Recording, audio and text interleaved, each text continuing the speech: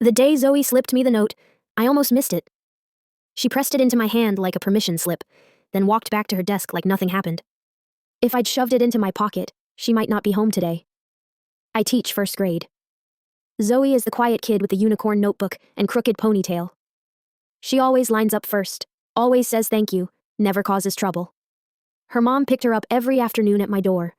Wave, run, hug, gone. It always felt safe and ordinary. One Friday, her mom didn't come. Instead, a man I'd never seen stood in the doorway as the bell rang. Baseball cap, sunglasses, work boots, strained smile. "I'm here for Zoe," he said. Her mom had to work late.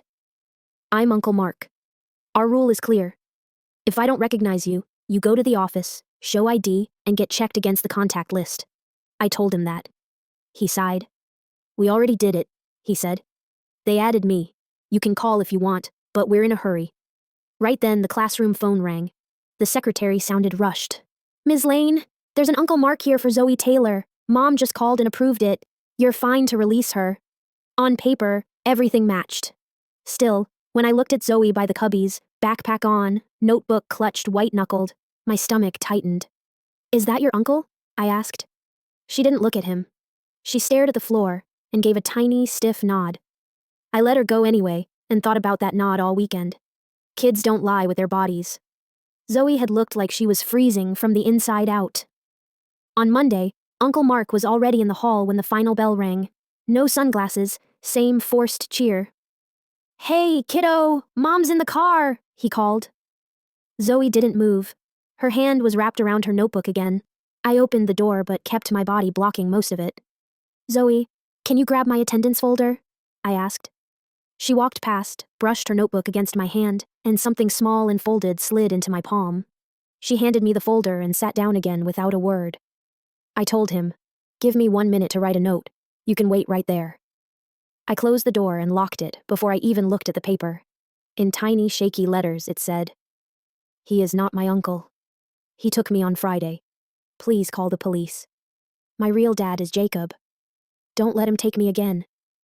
My hands started to shake. All the safety training we roll our eyes at suddenly felt very real. Believe the child. Secure the room. Call for help. I grabbed the phone. "This is Ms. Lane in room 12, I told the secretary. "Student says pickup person is not family. Door is locked. Please call 911. Her voice changed instantly. "Stay with her. Admin is on the way." Outside, he knocked harder. "Zoe, we're late," he called. "Open up, Ms. Lane. Her mom said it's fine." My voice came out steadier than I felt. "The principal needs to clear it," I said. Then I knelt beside Zoe's desk and whispered, "You did exactly the right thing. We're staying here until they come, okay?" A few minutes later, our principal arrived and walked him toward the office. A police officer came to our room next. He crouched to Zoe's level and asked questions while I sat beside her. She told him her full name, her dad's name, and that her mom's boyfriend had picked her up from her old school without telling her dad, then driven really far. She said she'd tried to tell another teacher, but he smiled, and they believed him. The officer's jaw clenched. He stepped into the hallway, used his radio, then came back. "Your dad has been looking everywhere for you," he told her. "He called us this morning. He's on his way."